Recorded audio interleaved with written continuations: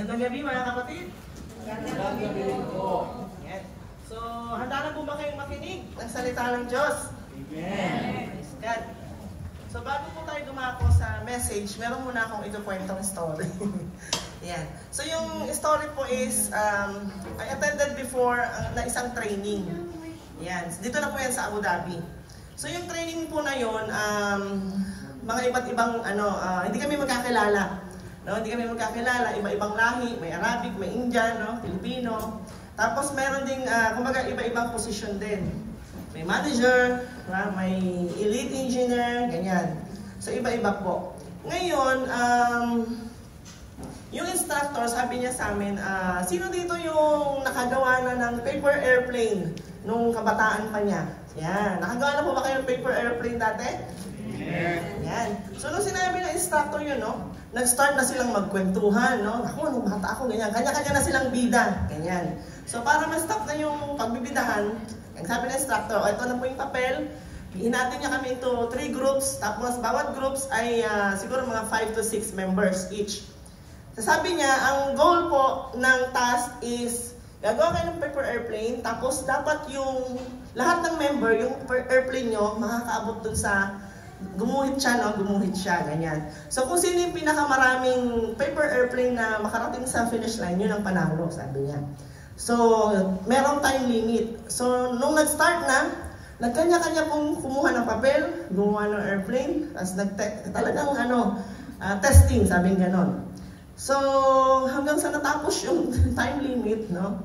Hindi po halos nakagawa ang lahat. Tapos, nung inano na yung paper airplane, ilan lang yung member na talagang naka-reach dun sa finish line, sabi ganon. Sabi, ang ending ng story, sabi ng instructor, kung nagkaroon sana kayo ng brainstorming, sabi ganon, or pag-uusap, division of tasks, sabi ganon, diba? Kung kinrampled nyo sana yung papers, kasi 5 o 6, no? Kinrampled, tapos sama-sama na yung mga papel, sa kanyang ihagis doon sa di lahat naka-finish line, sabi niya gano'n. Oo nga, no? It makes sense, di ba mga kapatid? Yan. O, sige po, buksan po na natin mga Bible sa Filipos 2:3 hanggang 4. Taki-flash back, Brother Jace. Kababasahin ng mga kapatid na babae sa Tagalog at mga kapatid na lalaki naman sa English. Philippians 2:3 and 4. Nakita na po ba mga kapatid? Ayan, sige mga kapatid na babae. Sa Tagalog muna. Sige po, Filipos 2:3 hanggang 4. Na huwag niyong gawin ang anuman sa pamamagitan pagkakampi-kampi o sa pamamagitan ng pagpapanalo, kundi sa kababaan ng pag-iisip na ipalagay ng bawat isa. Huwag na titignan ng bawat isa sa inyo kanyang sarili, kundi ang bawat isa naman ay sa iba't iba. Mga kapatid na lalaki sa English, Let nothing be done to strive or vain glory, but in lowliness of mind, live other better than themselves. Look not every man on his own things, but every man also on the things of others. Salamat po. Sige po tayo saglit manalangin. Hallelujah, Jesus. Hallelujah. Aming Diyos, amang dakila sa lahat, sa pangalan ng aming Panginoong Jesus, patuloy po kami nagpapasalamat sa iyong dakilang pag-ibig sa bawat isa sa amin. Maraming salamat, Lord, na kami ay dinala mo sa lugar na ito upang muli makapag-aral ng mga salita mo. Naniniwala po kami na hindi po aksidente, na kami ay naririto sa mga oras na ito. Alam po namin na meron kang nais na matutunan ng bawat isa sa amin gagawin sa pag-aaral ng salita mo. Lord, I pray na bawat isa sa amin ay magkaroon ng isang puso na mapagkumbaba, mapagpasakop, Lord, upang patuloy na makagawa ang iyong mga kalooban, Lord, sa aming mga buhay. Maluwalhati ka sa paraan ng aming pakikinig at pag-aaral ng salita. In Jesus' name we pray, Amen. Yan, sabi sa NCV version, when you do things, do not let selfishness or pride be your guide. Instead, be humble and give more honor to others than to yourself. So sa verse po na binasa natin, may mga salita tayong mapapansin natin agad, no? Makukot ng ating attention. Ano po yun? Ano po yung salitang yun? Di ba? Nakita niyo po ba mga kapatid? Yan, no? Ang sabi, pagkakampi-kampi. Sabihin niyo nga po, pagkakampi-kampi.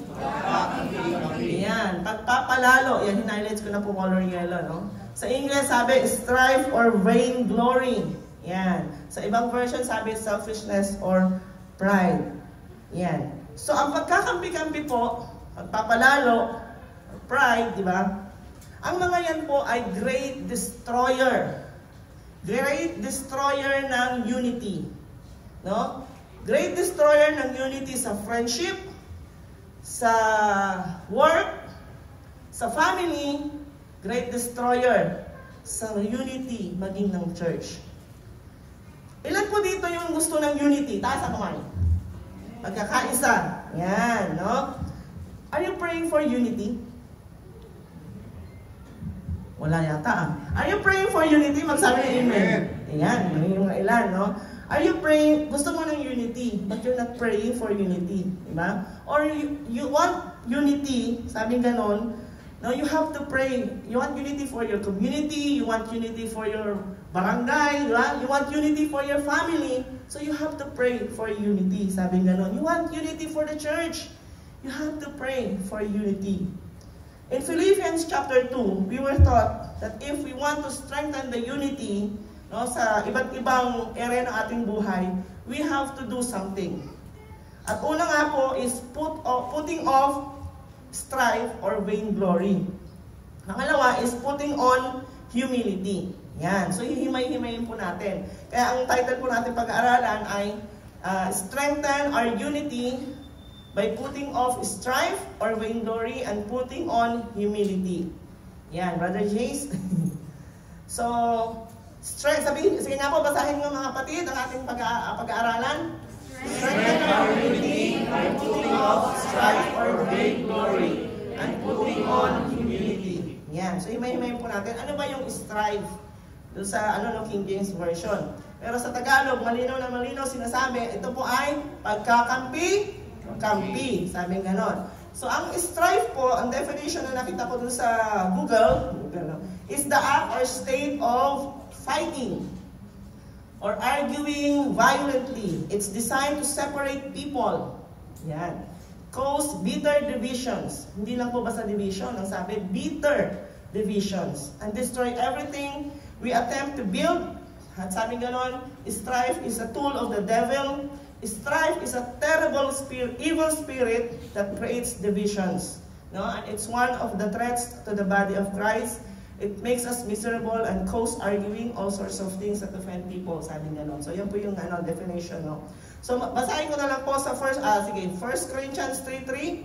Sabi ganon, for ye are not carnal, for whereas there is among you envying and strife and divisions, are ye not carnal and walk as men?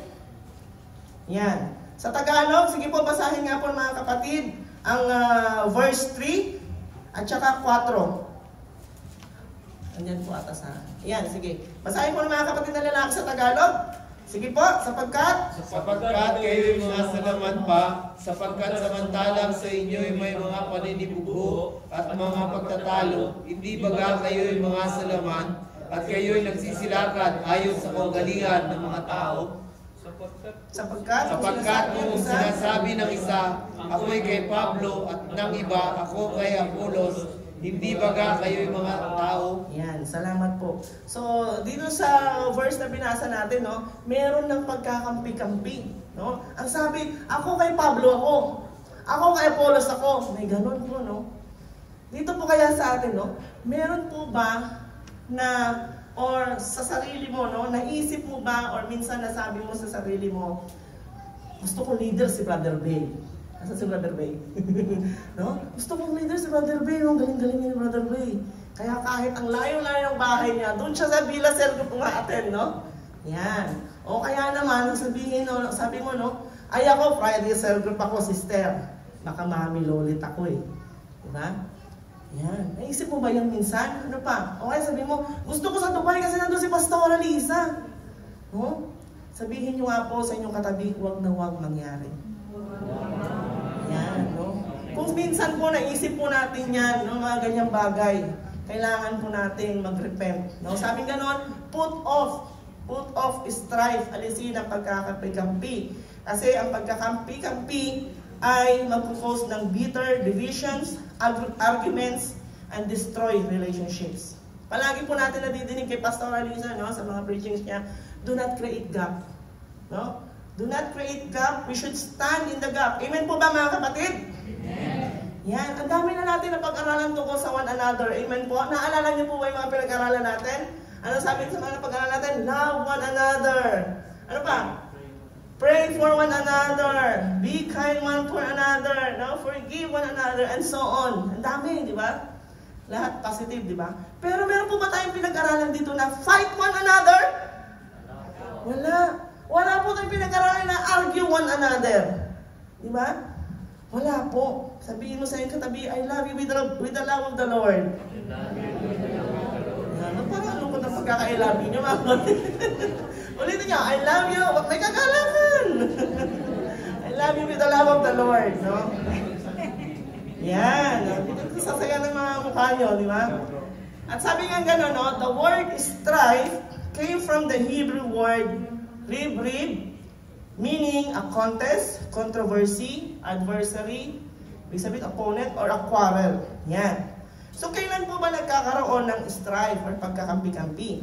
Balikan po natin yung story ko kanina, no? Hindi sila naging successful. Nag-failed po ang bawat grupo. Bakit? Kasi may kanya-kanyang opinion. Lahat po sila gusto nila maging leader, no? Bawat isa magaling. Yan, no? Kasi gusto nilang manalo. Sabing ganon. They take the task as competition, di ba? Kaya walang unity. Kung nag-evaluate po sana sila bago sila nag-start, no, in-execute yung plan, baka nakapangyari pa yung nagawa nila yung yung dapat nilang gawin, di ba? So, kailangan po ng unity, sabi ganon. Pag isang company po, imagine natin, no, isang company, puro manager, no, walang office boy. Ano kaya itsura ng isang company na yun? Ang dumi siguro, no, walang maglilinis. Yan, di ba?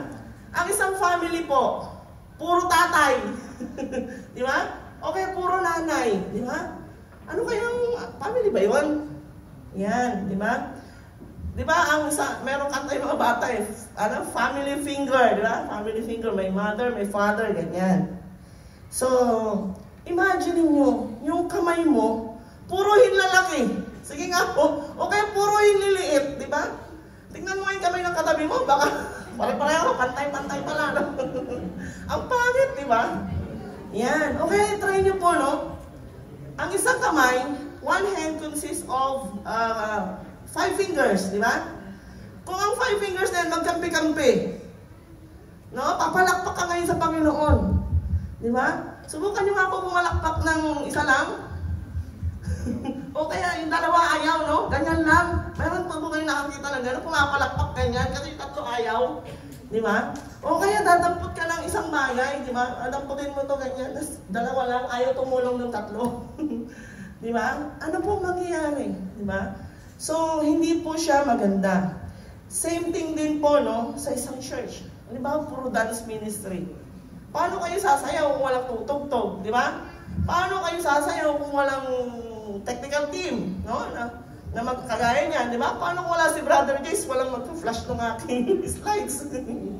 Di ba? So, ang isang group, sabi ganon, binubuo po yan ng iba't ibang bahagi, no? Na pinagsasama-sama para po mas maging tagumpay at mas maging malakas, no? At bawat isa dapat mayroong, kumbaga, agree. They will agree to each other para ang unity ay makapangyari, no? Kaya hindi po natin pwedeng sabihin, no? Halimbawa, samang lalaki, husband, no? I don't need my wife. Hindi, di ba? In order for you to form a family, you need a wife. Amen po ba? Same thing, di ba? Kailangan ng asawa para magkaroon ka ng family talaga matuturing, di ba? Ganon din po sa atin, no? Hindi mo pwedeng sabihin na, hindi kita kailangan, sino ka ba? Di ba? Kaya mo mag-isa, di ba? So, kaya mga kapatid, no? Yung pagdalo sa cell groups, pagdalo sa mga cell groups, pag-join sa mga groups and committees, sabing ganon, wag po natin gawin sa pamamagitan ng pagkakampi-kampi. No? Put off strife, alisin ang pagkakampi-kampi. Kasi we are not in the competition. Amen po ba? We are in one family. We belong in one family, in one body of Christ. Amen? Yan. Sabi gano'n, no? Ang word na strife, identify natin kanina, or dyan sa makikita natin, no? Quarrel or fights. Yan. Pag-aaway.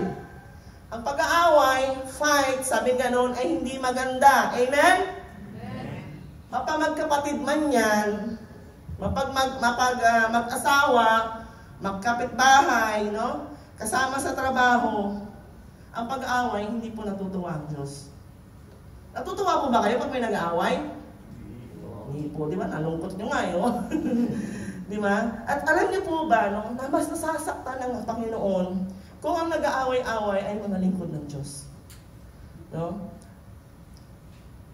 Mga lingkod ng Diyos, no? Fighting for so many reasons, so many issues, sabi ganon. Sino ba maglilid ngayon? Ikaw na. Sino ba maglilid ng prayer? Di ba? Nag-aaway. Sino ba magbaback up ngayon? Diba? Fighting for, ano yun? Nag-argue. Ano bang version ng Bible ang dapat natin gamitin? King James ba o NIV? Diba? Alam niyo, mga simpleng issues. Ano ba yan? Rules and regulations. Contributions. Ano ba yung sound system? Diba? Hindi po tayo nauubusan ng issues. Hindi po tayo nauubusan ng pagtatalunan, ng pag-aawayan, sabing ganon. And unfortunately, hindi po nasusolve yung conflict. No? Ano ba nangyayari? Nagkakaroon ng division. Maraming na-o-offend. Kasi syempre, di ba? The more na nag-create ng division, may mga na-o-offend, sabing ganon. James chapter 4 verses 1 to 2. Sige po, buksan po natin mga kapatid. James chapter 4 verses 1 to 2.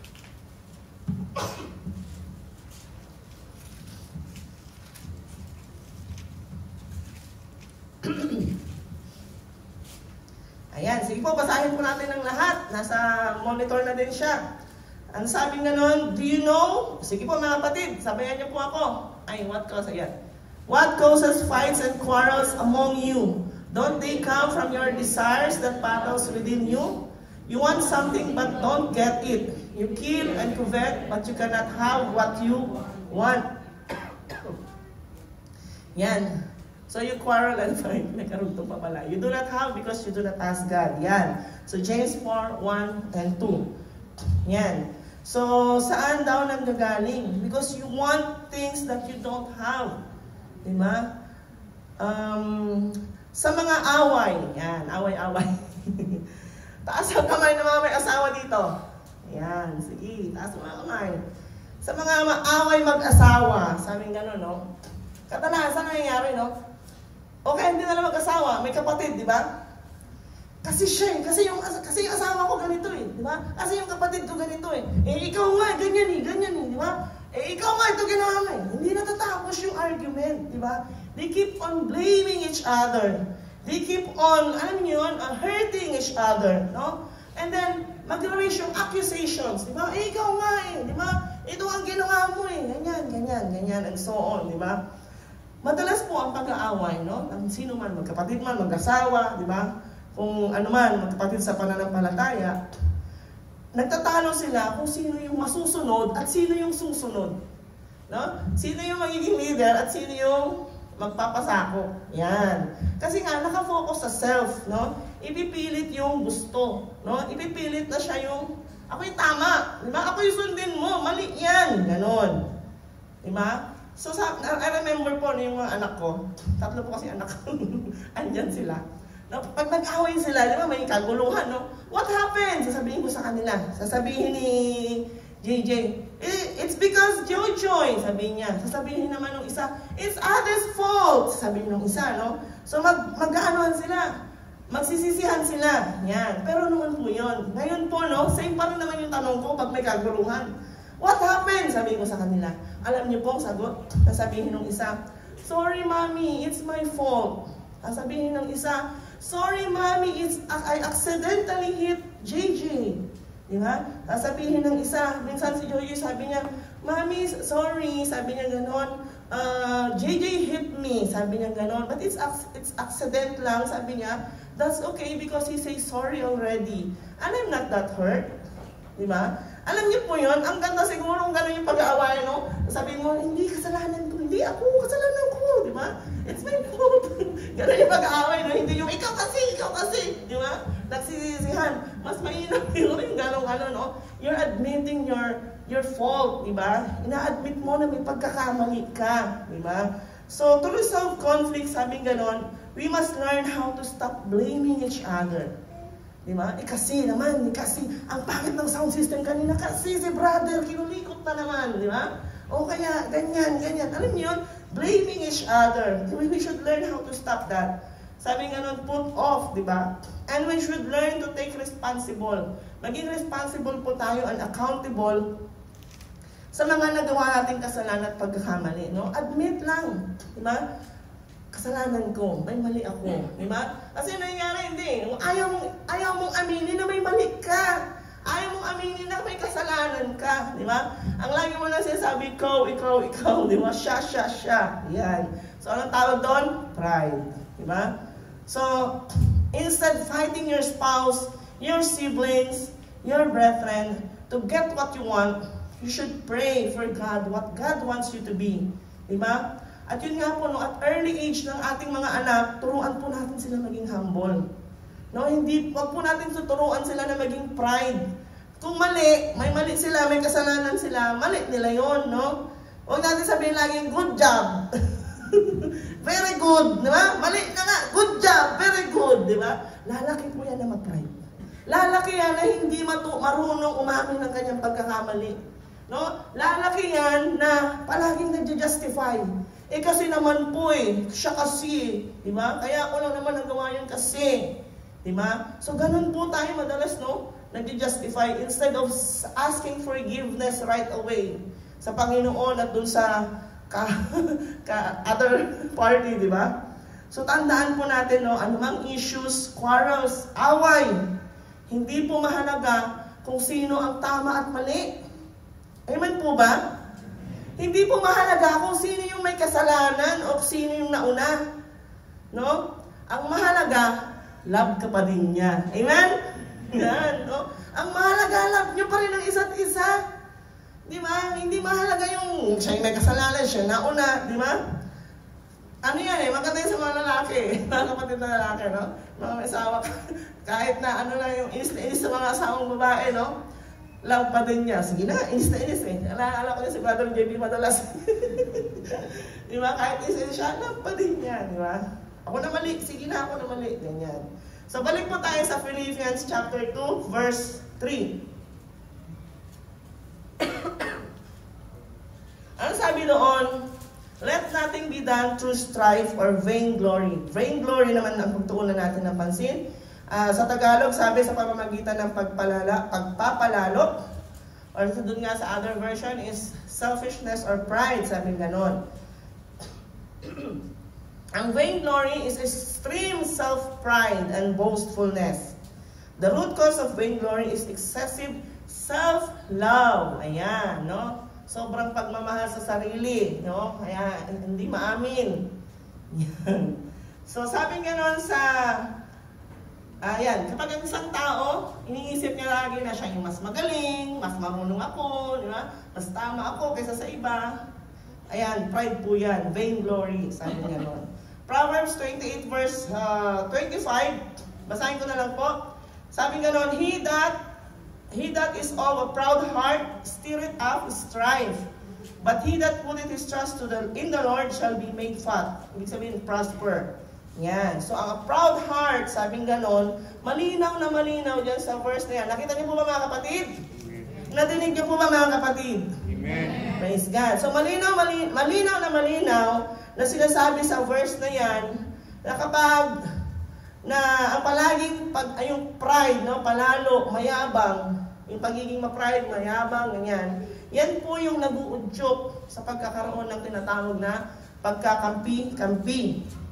No? Yan po yung pagkakaroon ng proud heart ang siyang madalas na nagiging dahilan ng mga pag-aaway. Yan.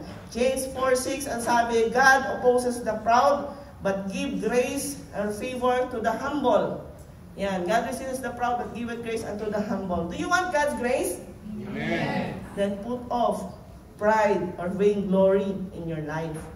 No? May mga time po ba na naisip mo sa sarili mo, I'm better than him or her? Diba? Mas magaling ako dito sa katabi kong kumakanta, backup singer. Mas magaling ako dito, no? Naisip mo ba yun? Mas mataas yung position ko sa iyo, no? Sino ka ba? Diba? Mas malaki yung sinasahod ko. Diba? Ikaw, di ba? Mas magaling akong kumanta, mas maganda naman yung boses ko dun sa special number, ano ba yan? Di ba? O kaya, nasabihin mo, hindi mag-start yung gawain pag wala ako, hihintayin nila ako, di ba? Minsan may mga biruan pa, no? Magsasara daw ang kumpanya kapag wala siya. Di ba? Mga ganon. Mas maganda ako, o pogi ako. Kanino? Di ba? Naisip niyo mo ba yun? Alam niyo po na ang tunay na maganda, ang tunay na pogi, yung humble. Amen po ba? Yung hindi mayabang. Yan. Kaya kung gusto mo maging maganda, maging pogi, di ba? Maging humble ka, amen? Alisin mo yung yabang, alisin mo yung pagiging pride, sabi ganon. Di ba? Part ka ng praise and worship team.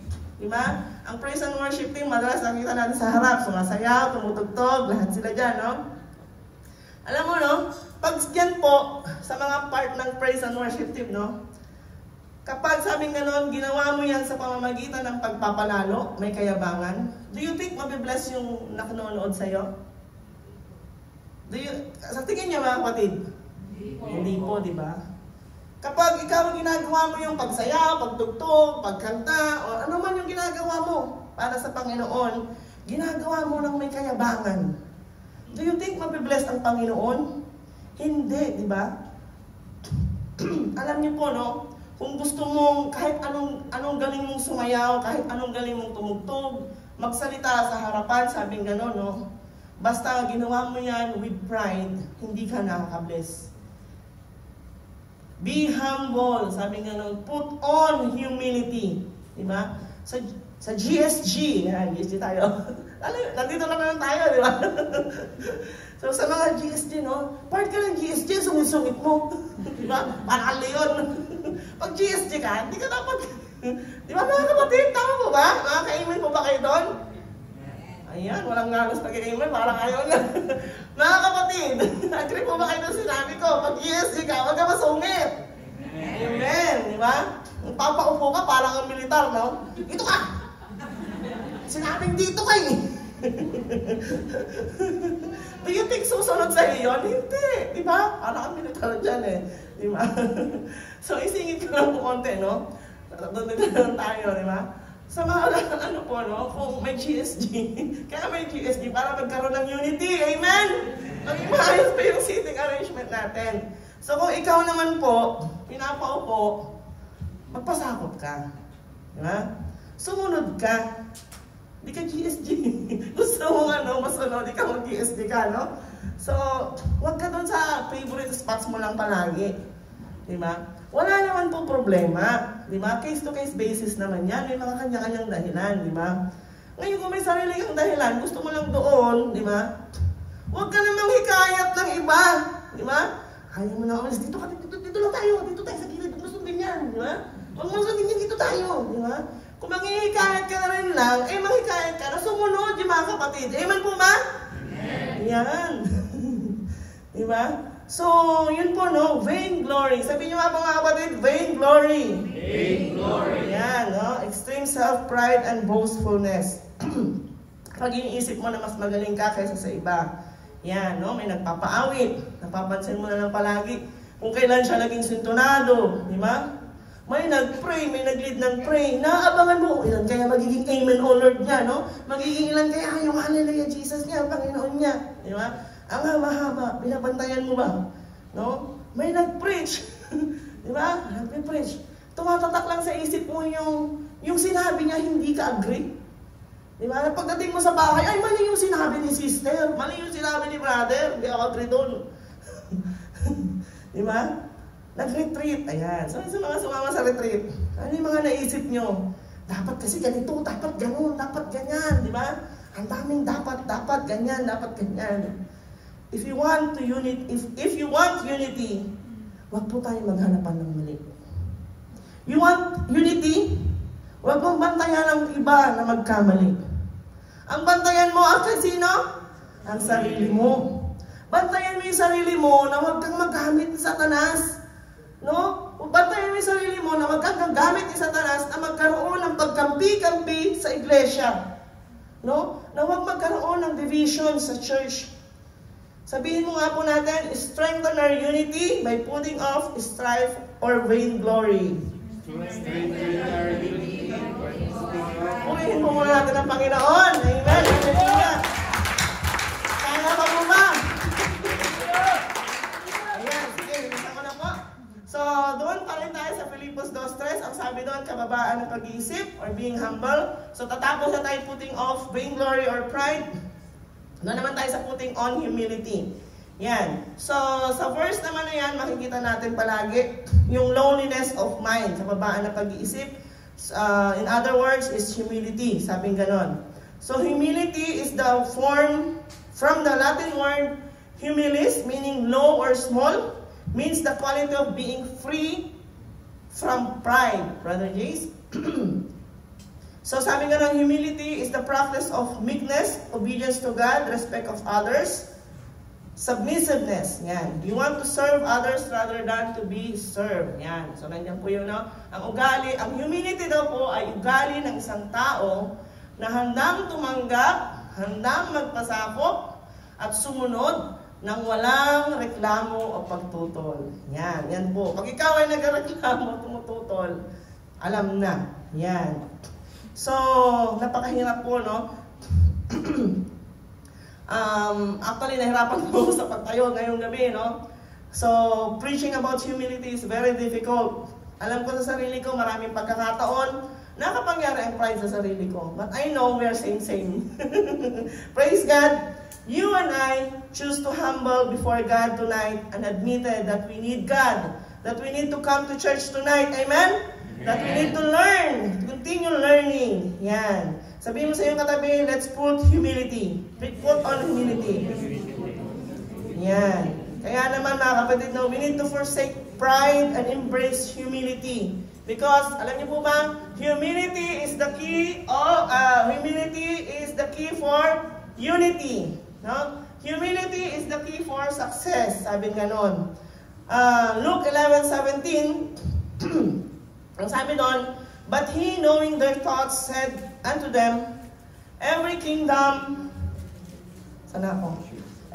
divided against itself is brought to desolation, and a house divided against a house faileth. Yan. So, ang Panginoong Jesus mismo nagsasabi, no, na kapag ang isang sambahayan ay divided, no, ang isang sambahayan ay nag-aaway-away, yan po ay mawawasak.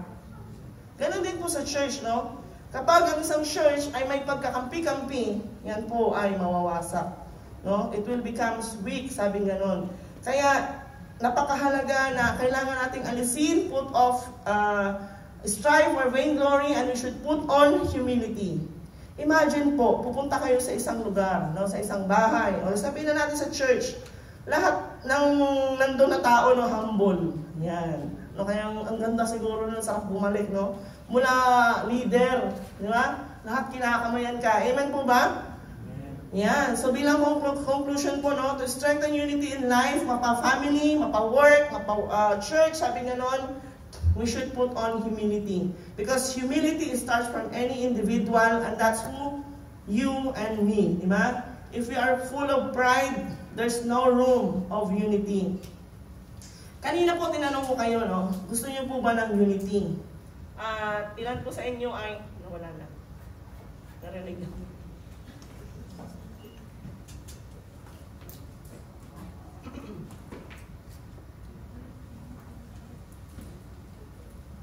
Ayan, praise God. So kanina po tinanong ko kayo, no, gusto niyo po ba ng unity? Sabi ganon. So, kailangan po natin ipag-pray ang unity sa different relationship na meron po tayo, no? Kasi kahit po, at saka, bukod sa pag-pray, kahit po pray po tayo ng pray, I'm praying for unity in Jesus' name. Alam niyo yun, kahit ang init-init ang panalangin mo, pero hindi nasusumpungan ang humility sa buhay mo, di ba? Hindi po makapangyari ang unity. It should start in your life, di ba? Gusto mo ng unity sa family mo, gusto mo ng unity sa bahay mo, sa church, di ba? Maging humble ka, magpasakop ka, di ba? Sabi nga gano'n, nasa Diyos ang awa, nasa tao ang gawa, di ba? So to avoid strife, divisions, avoid competitions, di ba? Treat others as your own family and not opponent. Sabi nga gano'n. Naalala ko yung prayer ni Sister Janice last Monday. Sabi niya gano'n, no? Panginoon, hindi namin kalaban ang isa't isa. Sabi niya, ang kalaban namin si Satanas. So hindi mo kalaban yung katabi mo. Ang tunay na kalaban natin ay si Satanas. Hindi mo kalaban yung asawa mo. Hindi mo kalaban yung kapatid mo. Di ba? Hindi mo kalaban yung magulang mo. Di ba? Ang kalaban mo si Satanas. Diba? So wag po tayo maghanap pa ng mali. Alisin natin yung pride, pagiging mayabang. Kahit may pagmamayabang ka, wag kang maging mayabang, no? Kahit ikaw ay leaders or part of different groups and committee, stay humble. Hindi po lisensya ang ministry, hindi po lisensya ang magiging leader or part of any groups para ikaw ay magyabang. No, na ituring mo yung sarili mo na mas mataas kaysa sa iba. Sabi ganon, you will grow in wisdom if you have a teachable heart. You will grow spiritually if you are open for change. Amen po ba mga kapatid? Amen. Sige, papurihin po natin ang Panginoon. Hallelujah, Jesus. Amen po ang bawat isa ito niyo. At nagpasimula po tayong manalangin para sa ating mga sarili. Hallelujah, Jesus. Hallelujah. Search your heart.